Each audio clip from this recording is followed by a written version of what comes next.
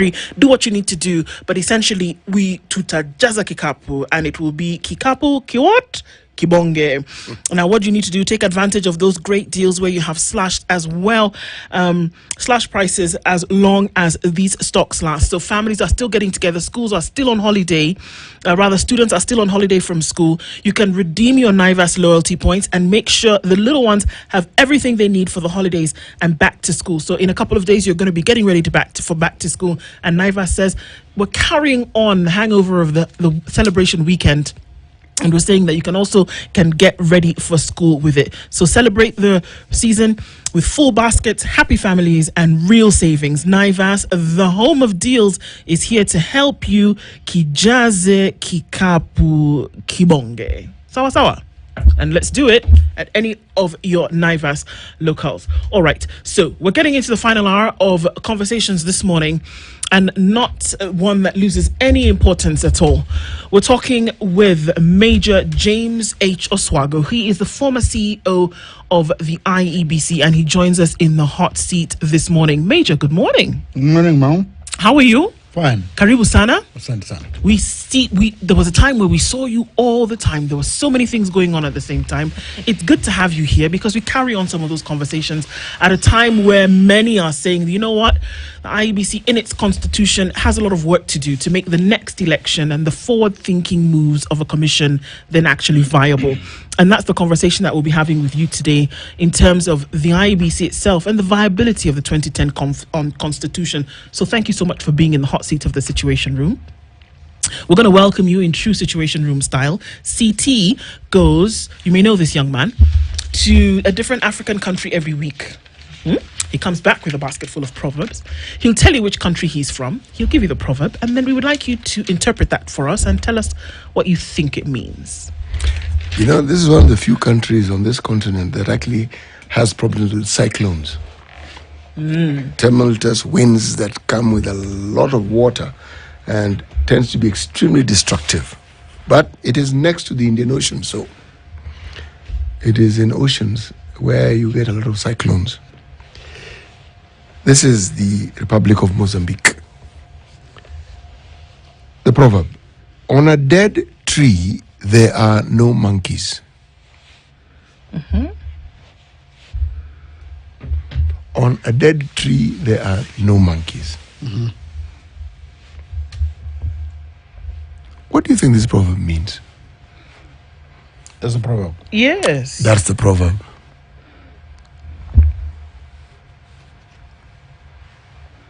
Then, on a dead tree, there are no monkeys. Yes. I presume monkeys go up trees for a purpose. Yes, they do. And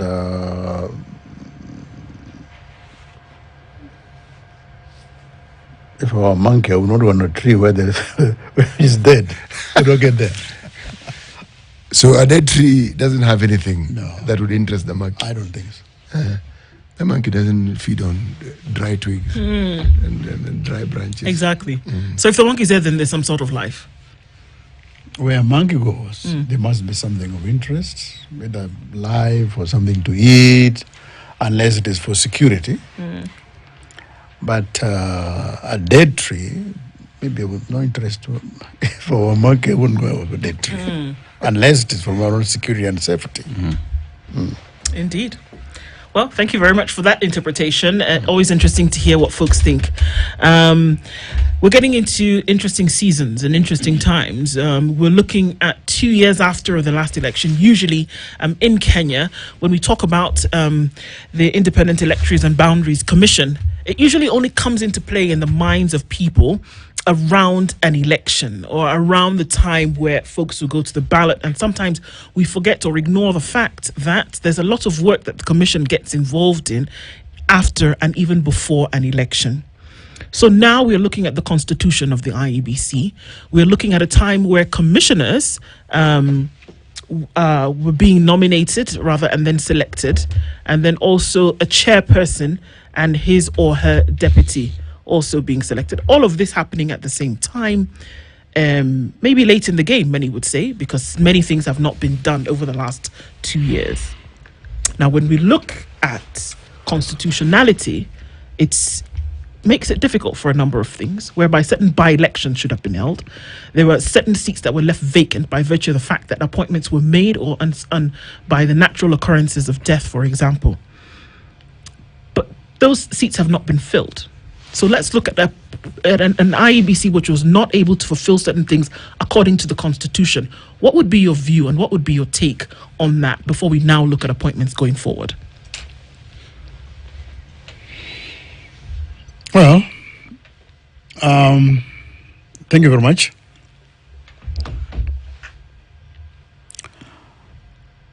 The work that to do is not just running by elections. Exactly. Because what we have now are by elections, which have not been done for some while. But the work is much more important than that.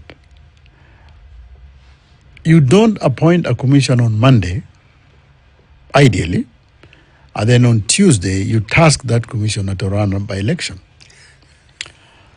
There is an organization called International IDEA. And this is like the Harvard and the Yale of University of elections. And they have studied elections. And they say that it requires 2 years from the moment a new commissioner is appointed to be sufficiently inducted and able to run an election, because there is no university where you go to run an election. An election is run by a process of apprenticeship. An election is run by a process of incrementalism. You learn by doing. So picking up a neophyte who has never run an election and then the following day asking them to run an election is not the way it is done. So that is number one problem. Mm-hmm. They have the technical staff, and IEBC have excellent technical staff below the director level. Mm-hmm. And they can deal with the technical issues. But an election is not an election unless the commissioners are involved, because the law provides that the commissioners provide guidance, oversight, strategy, and supervision. So you need an informed person to supervise a technical individual running an election. So the biggest problem is not that you run through election. The biggest problem is being prepared, being equipped, being able within this short period to run an election, because that will determine the kind of electoral outcomes you come up with. So, it seems from what you've said, then we seem to be in a bit of a problem. Because if you said that a commissioner who goes through the process and then is then appointed and is supposed to start work, and in this case we're looking at 7 of them, that they need about 2 years to then be ready. And like you said, it's not just the only duty that a commission is tasked with. There are other things, many other things. So would they be ready? We're in April of 2025. Give or take 2 years is the preparation process. Puts us at April 2027, 4 months out of another election. Technically, they'll not be ready, but they'll run the election. They'll run the by-election. They'll go through the process. And at the end of it, they deliver some outcome. Which is not acceptable in terms of a result, which you've said before. If you ask me,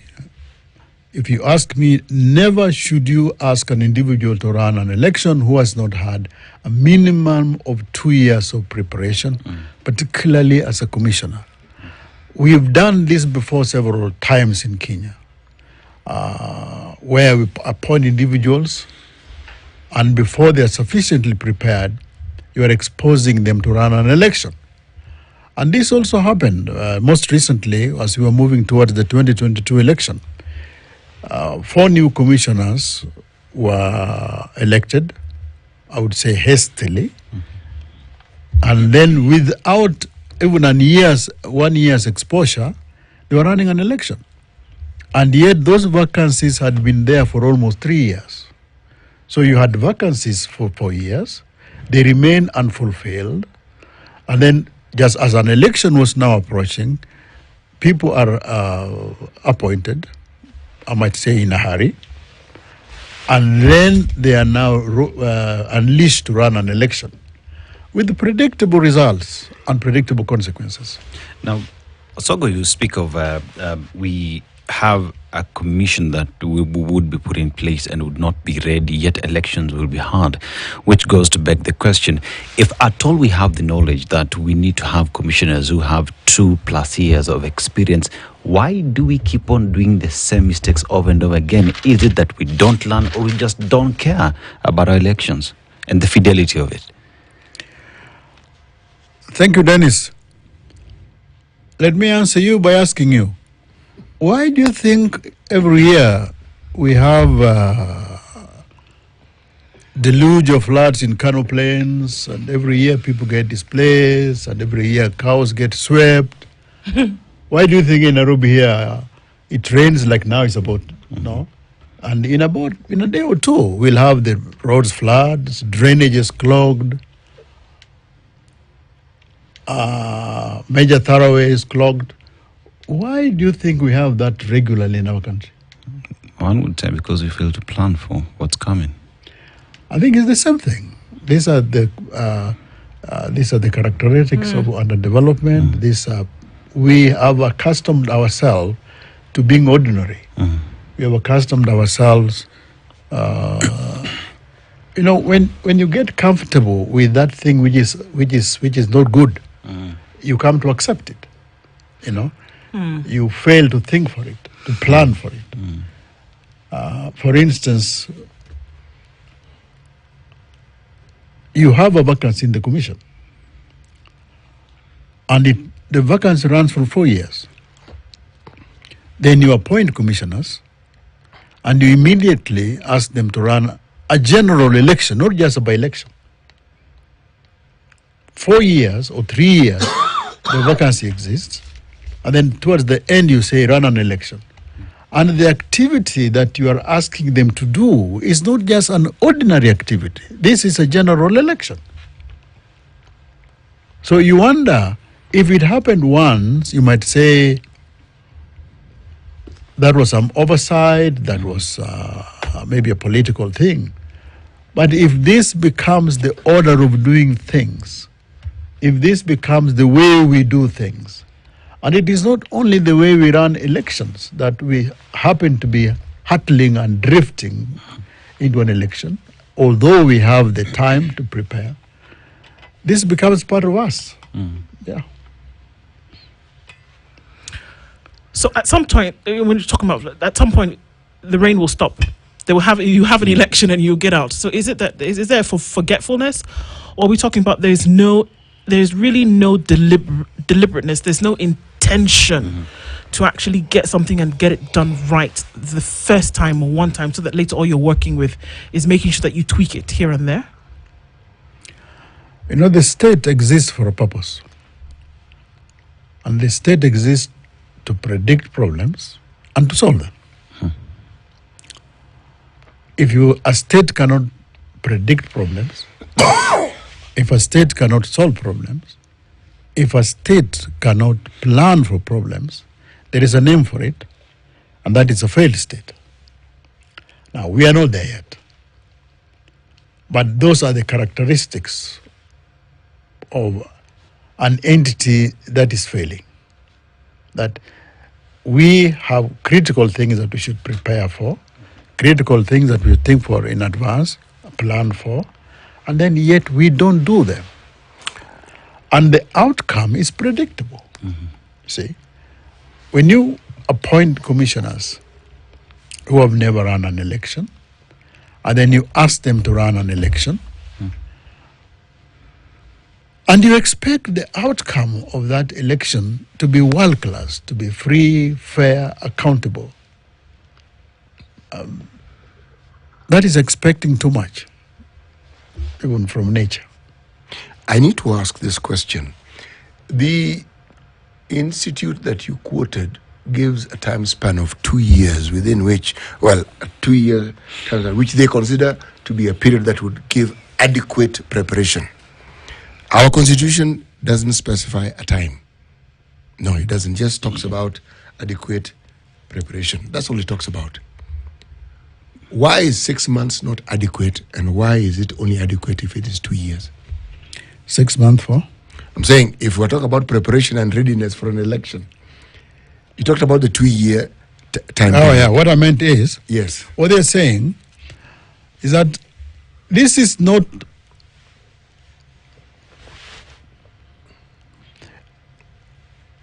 what that means is this. An election election management is a profession. Yes. To my mind, there is no university you go for and come out with a bachelor degree in elections or a master's degree in elections. But there's already been, for the last 200 years or so, an accumulation of knowledge or background on what really constitutes credible election. Yes. The things that you must do in order to run a good election. Yes.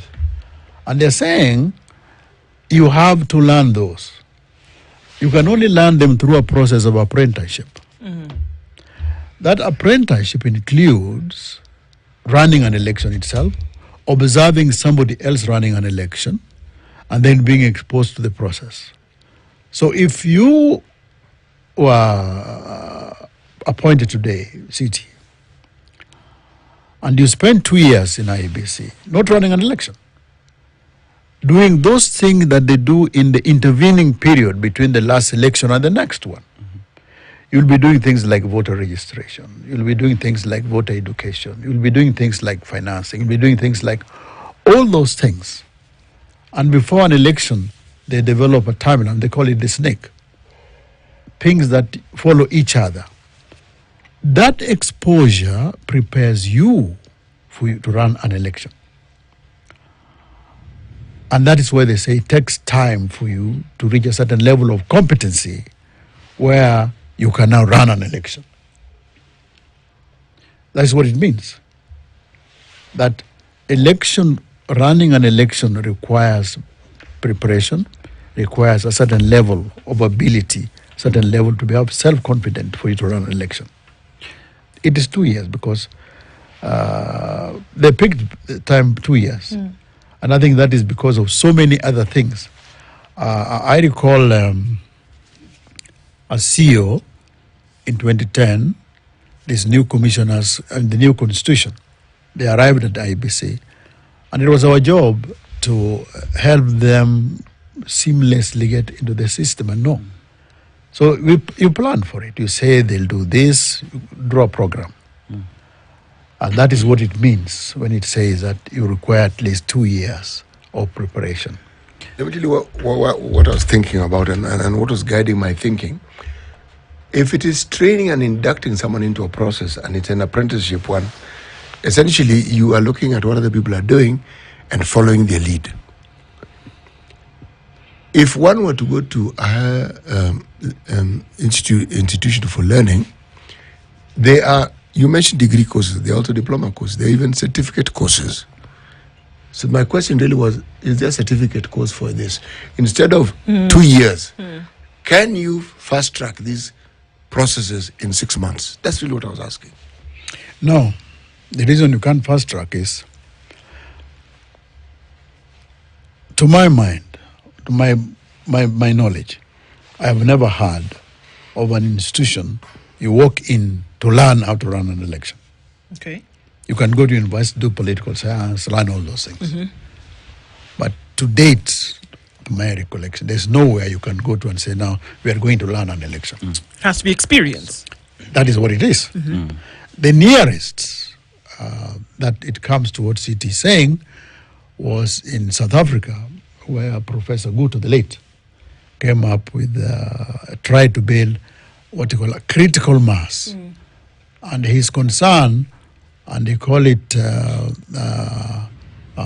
managing democratic election in Africa. And he aimed to build, and he was working with the University of South Africa. And he was thinking that together in collaboration with the university, they would expose people to the art and the practice of running an election. And in the process, they'll build a critical mass of individuals who can later on be used to run an election if required. That is that is the nearest that you can come to going to a university or going to a specific place. So what we are left with is a commission like IEBC. There is a process of recruitment. You recruit them, then you ask them to run an election. Yeah. If you are that critical mass, at the stage of advertisement, you'd put something like experience in previous running of election is an added advantage. Or you deliberately be seeking to advantage people who have applied but who have experience in running an election. So when you pick them to help you to run the election. I mean, when you talk about these periods that you talk about, the 2 years and whatnot, we go back to 2008 when Kriegler gave his report and also gave the recommendations of formation of an electoral body 2 years to the elections. We're talking about 2008. And this is something that we do know, which begs the question, is there political goodwill in ensuring that we have an IEBC that is functional at all times? Because at the end of the day, political goodwill is important in ensuring that we have a commission that works. So do we have that in this country? Certainly, there is goodwill to have a commission and to have a commission that works. But one wonders, and I have no explanation, because if we have prioritized having a commission that works, then equally we should prioritize doing the sorts of things that we are talking about. So here we are, where we are saying we want a functioning IEBC, we want an effective IEBC, and yet we can look at that IEBC get basically dysfunctional. When the institution atrophies, we look from afar until such time that when we need it. The keyword to that is that perhaps in the government there should be a specific department or a specific ministry or a specific individual who is responsible for the affairs either of all the constitutional commissions or of IEBC. Today, I know that the vice president was given responsibility for political oversight of all these constitutional commissions. Maybe if a specific directorate or a specific department or a specific individual was given the mandate to say part of your work is to ensure that the constitutional commissions and independent officers work as prescribed and contemplated in the Constitution. Right. In the absence of that, you have two things. One, you have constitutional commissions and independent officers, which by dint of the Constitution are supposed to be autonomous and independent. Because they are autonomous and independent, it means less interference from outside. It means they work independently of the executive. And yet it is that executive that is supposed to facilitate many of the things that they do. So unless there is, we move from that to a position where we say this particular office will be responsible for making sure that these constitutional officers work to the level that is envisaged in the Constitution. Major James Oswago is our guest this hour, former IEBC CEO. We're going to take a break at this hour, Major, but it's important because, yes, you were the Chief Executive Officer of the IEBC. And right now we have a conversation about how certain things ought to happen during an election. We've looked at the infrastructure and maybe how things ought to change. And if they don't, well, I mean, giving into that we're a failed state when we cannot do something as operating an election and all the other activities that come with the commission. But then let's look at some of the contentious issues around an election in Kenya and then ask the questions to avoid rigging, to avoid certain things. What are other structures that ought to be put in place? And there are some suggestions about what those should be. We'll come back and talk about those when we come back from this break. It's 27 minutes to 10. Good morning.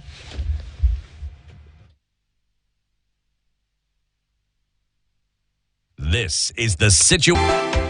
without it being rigged or stolen, right? That you should be able to have the people's voice heard by way of going to the ballot, casting their vote, and then waiting for the results that came out in a credible manner. Now, we had an entire election. An entire election was nullified because the process or the channel through which results then were achieved had a little bit of a question. And the Supreme Court said, you know what, because of that question, we're going to nullify the events, or we're going to nullify the results, and we're going to ask all the good people of Kenya to go back to the ballot, right?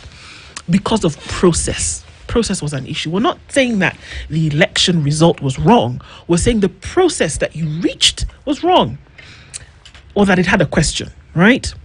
Another process today that is being questioned is this whole business of counting the vote at the polling station, getting a result, having that form. I don't even know, 33, 4, A, B, C. We go through the whole alphabet. 34. A. Right? At this rate, we can even give it another alphabet. Who knows? All right? But for some reason, this process whereby you have the results at the polling station, right? And for all intents and purposes, the election is over. It's done, isn't it? You have the numbers. But for some reason, I don't know who came up with this, and maybe you can give us some insight. We said, you know what? It's provisional. And we're going to make it secure when everybody from around the country finds their way to the Bomas of Kenya, or for wherever they decide it's going to be. Bomas is maybe not going to be ready by 2027. They said that we will now, whatever was said at the polling station is okay, and it was signed off by a returning officer. But to give it more credibility, we need everybody to come and have a kumbaya moment where we will then now say, this is the result process. Today, there are suggestions that, you know what, declare the election at the polling station. That is what we should do. Anything you do beyond that really doesn't matter. Do you think that that's an element of process that needs to be taken into consideration to avoid any kind of hanky-panky? Because, you know, the roads can be long. That avoids any kind of hanky-panky between the polling station and this national tallying center. You're asking me a question that should take 6 hours to answer. Yeah, okay. Well, I'll give you 6 minutes. Yes. Now, with the 6 minutes, you're basically asking me two questions in one. One, the one that deals with the process issues which you've mentioned, and that is because being the basis for the nullification of the previous election. But the larger question, in my view, is the question that deals with the macro environment in which the elections are done. Part of the problem in Kenya is we tend to over-focus on that process. And we believe or hope that by working on the process, you may avoid the larger issues. My approach would be different. Deal with the larger environment in which election is done, and then the process will take care of itself. Now, democracy and elections are different things. You can't conflate election to democracy. The quality of election you get depends on the type of democracy you have. But the quality of that election is a demonstration of what kind of democracy you have, isn't it? Now, how do we get a democracy where elections are delivered, which are free, which are fair, which are accountable? All right? Because the Kenyan Constitution has a provision that says sovereignty of the people. Sovereignty of the people means the people are sovereign, they decide. So how do we as Kenyans build a system of election? Forget about the process for the time being. A system and an arrangement of institutions that itself works to ensure that the election that we are going to do are themselves credible. I'll mention 4 things or 5. Okay. Number 1, and because I've got 6 minutes, I'll summarize. Now, okay. Number 1 thing that Kenyans must do, decongest the presidency. Decongest the presidency means, as Kenyans were fighting for the multi-party, for the new constitution, you heard of this term imperial presidency. Yes. An imperial presidency That is not a term that was coined by Kenyans. Imperial presidency was a term that was coined by an American professor called some American professor. He did that. The individual who also coined the term judicial activism. An imperial presidency means a president that can get away with anything he wants. And that is what Kenyans wanted, and that was the original design in the Bomas project. We killed that. So if Kenyans really, really want an election that will be free, fair, decongest the presidency, which can only mean distribute some of those powers in the president to another institution, which can only mean, for the purposes, maybe create the office of the prime minister. We seem to find it anathema. There are Kenyans who are allergic to the term, to the office, prime minister, you know. And we forget that in all democracies in the world, if there are about 170 countries which call themselves democratic, and you take 30, which are the best run democratic countries in the world, virtually all of them have system with a prime minister. Yes. Except France and America. Everywhere else, and Africa, where every place you have president. And there's a reason for that. And there's a reason we can get into that. So one, decongest the presidency, number one. As it is today, the presidency is so attractive, and people think that, when we hear this thing, we must be in government, we must be in this, we must be in this. It is the expectation that when your person is the president, then certain things will flow to you by virtue of having your own in the president. Right. But if you decongested it, where you have the office of the president and office of the prime minister, and all these offices, each has a constitutional function. In France, the president has got a constitutional function of, say, defense and foreign affairs. And they also have a prime minister who also have a constitutional remit. Right. It is called cohabitation. Sorry, You his can name have just that. the name of this gentleman just came to me. I believe Arthur Schlesinger is Arthur the one Schlesinger. who spoke of an imperial president. Yes. A presidency in his book. Okay. Arthur Schlesinger. Okay. Arthur Schlesinger is the professor of history, not of law. Yeah. And the other Schlesinger is the one who coined the term imperial presidency. And at that time, he was talking of a presidency which virtually can get whatever he wants. Yes. Now, the Kenyan president today may not be imperial, but it's very imperious. Those are things that we can go into. But what we need is to decongest the presidency, establish those two offices. That's number one. That's one. Number two is our voting system is first past the post. First past the post, which we have, leads to a number of things. One is polarization. Two is exclusion. It is winner take all. So in a country of, when you have a voting population where 15 million voted, and say 7 million point something voted for the winner, and the winner had a plurality of 200,000 votes only, they regard themselves as owning the whole thing. So that is first past the post. We need to bring another voting system, proportional representation. Now, we already have proportional representation, but it is at a very small margin. If you had proportional, and you can design your own proportional representation, the one that suits you.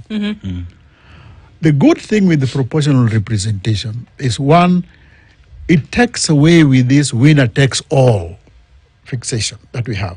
Two, it leads to the creation of political parties, many political parties. And for it to work, these political parties are forced to coexist. And when various political parties are forced to coexist in coalitions or in merge, whatever it is, people learn to look for the middle ground. I'm sorry, I know you're going in a list here and we're at number 3. But when you talk about the fact that you want to remove this idea, or anybody could, start to, flirt with the idea of removing this whole competition thing, then one would imagine that you would need to remove the whole idea of an election, because an election is a competition. And that as a competition suggests that there would be a winner. So if you're happy with an election, then surely you must then be happy with the outcome.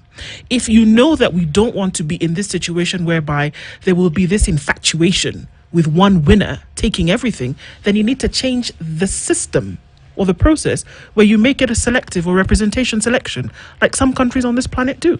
Why wouldn't we go that way? Many democracies today, many liberal democracies today, have ditched the first past the post. Yes. They have a mixed. South Africa has predominantly proportional representation system. You still have winners. Germany, you still have winners in most of these democracies, except in America and France, and maybe Britain. But in many other places, Switzerland, you have proportional representation. And the merit of proportional representation is that in those systems, you hardly have dominant political parties that lord it over one election after the other. Two, it encourages cooperation between parties. And thirdly, barely do you find a party winning outrightly. Normally, you have to work together. Okay. If you have a system like that, that is by design. It means at the end of an election, you'll have perhaps one party which has got the largest members in parliament, but still not sufficient to run the government on its own. All right? You will then be forced to cut across, to look across, talk to people, and build coalitions. So I was saying we have to relook at our system of election and ask ourselves, do we want to maintain first past the post as it is, or is there a need to think of proportional representation, which we already have, but now at a much, much more larger level? But even as you talk about that, we saw during these the 2022 election when the president got to power and he did not have numbers, he reached across and they formed post-election coalitions, which is pretty much what you're talking about. But even then, as we talk about that, we have the aspect of politicians and their role in IEBC, because even as we speak right now, we know this election panel and the politics around it, that we have members who've been seconded from political parties. How does that go to create an IEBC that would perform? Because then one would argue that individuals who would be there are there with specific directives from those who seconded them to be in those positions. Now you're bringing it back to the process. But we said deal with the macro environment. And I'll come to that. So, decongest the presidency, change the voting system, bring proportional representation, first past the post. Thirdly, deal with corruption. Not corruption in election, but corruption as a whole. When you bring money into politics, when money becomes entrenched in politics, you are on a slippery slope to a very dangerous place. So you have to find ways and means in which politics is cleaned, that you don't have a lot of money in politics. And to do that, you need to fight corruption, genuinely that is. You know, people have written papers and it has been found that the bigger corruption cases, you can predict when a big corruption case will occur. Right. It is either predicting, leading to an election or after the election. Because this is capital mobilization for the purposes of running an election. And in Kenya, there have been several cases which you can, the occurrence of these major cases coincide with either an election or just before an election. And it has happened even in many countries. Like in America today, you can safely predict the winner of an election depending on how much money they can raise. So the amount of money a candidate in the US has raised predicts the likelihood that they will win or not win. You don't want that in Kenya today. And Kenyan people have done studies in Kenya about the cost of election in Kenya. Do you know that today, for you to become a governor, you really need to have perhaps $1 billion, from 600,000 to 1 billion shillings. That is the money for campaign. Now, when a governor spends, like for example, a candidate spends 1 billion shillings to be a governor, this money must be recouped somehow. Somehow. It's an investment. Yeah, it's an investment. So we are moving to a system, we are drifting to a system where money is taking the center stage in Kenyan politics. Today, those massive mammoth rallies that you see cost money. And I was surprised the other day when I was told there was a mammoth rally somewhere, and a politician told me that could not have cost less than 20 million shillings. Just on a random day? Yes. Okay.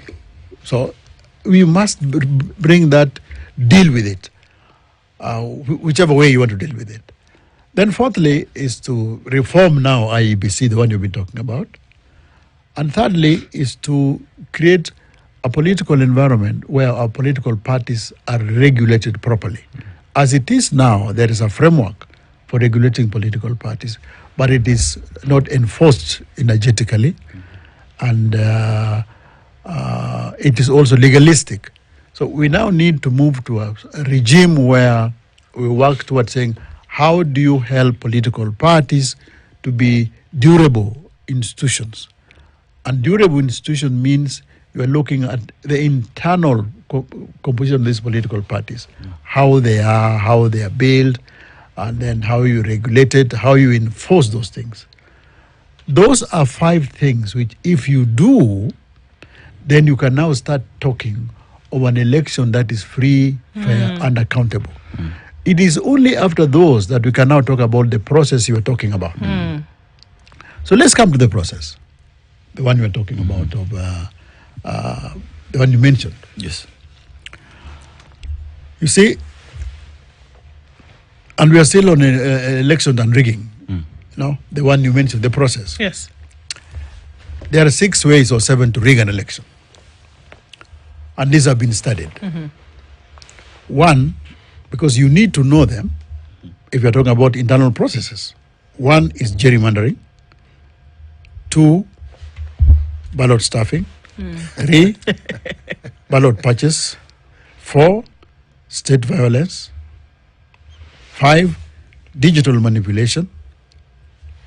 6 is the integrity of the electoral management body, the one you're talking about. 7th is manipulation of the reports of election supervisors and monitors. Now, you want an election where the process is perfect, you start with those. Once you've started with those, then you use each one to analyze an election that you want to have. Let us start with, I mentioned there, the integrity of the electoral management body. Yes. If the electoral management body is not autonomous, you will have an election that is not free, fair, and accountable.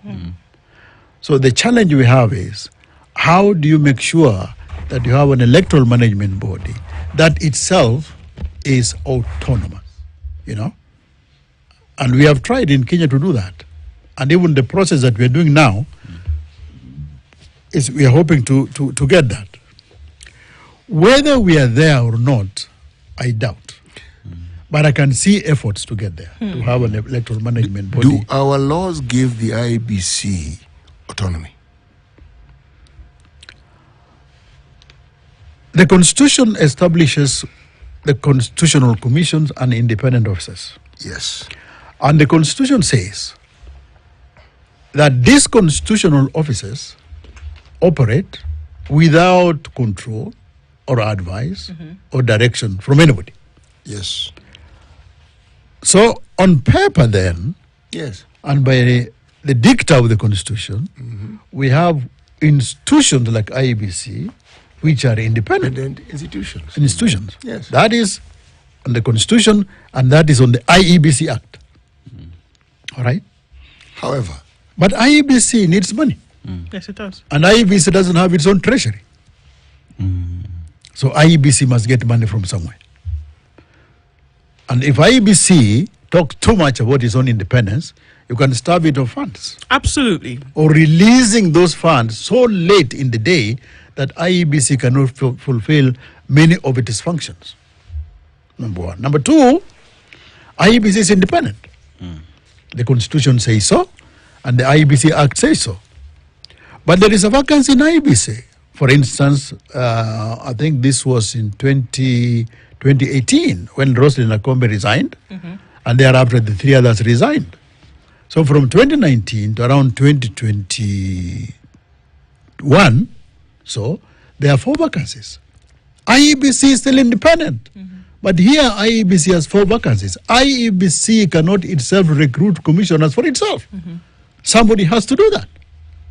Now, City, it is still independent. IEBC does not stop being independent because, and the Supreme Court has said IEBC needs only 3 commissioners to run. To operate, yes. Yes, I don't agree with that because when the framers of the Constitution, the makers of the Constitution provided that you need 7 commissioners, 8 commissioners, there was a reason for it. Now, according to the Supreme Court, you only need 3 fellows to run the commission. And for a long time, the current IEBC, the one which has come to an end, there were only 3 commissioners. So how do you make sure that an organization then becomes dysfunctional? It is on paper and in the Constitution free, independent. But here 3 commissioners, 4 vacancies, they can't recruit themselves. No, they can't. But also, is it that because all these things pivots and revolves around the finances that they need and them being made available in a timely fashion, are there no legal ways to ensure that that money is ring-fenced so that they have the money? For instance, is Parliament independent? Yes. Does it have a Parliamentary Service Commission? Yes. It does. Recently, the police, I think, got one, but whether they've got the money or not is a different matter. Money is the issue.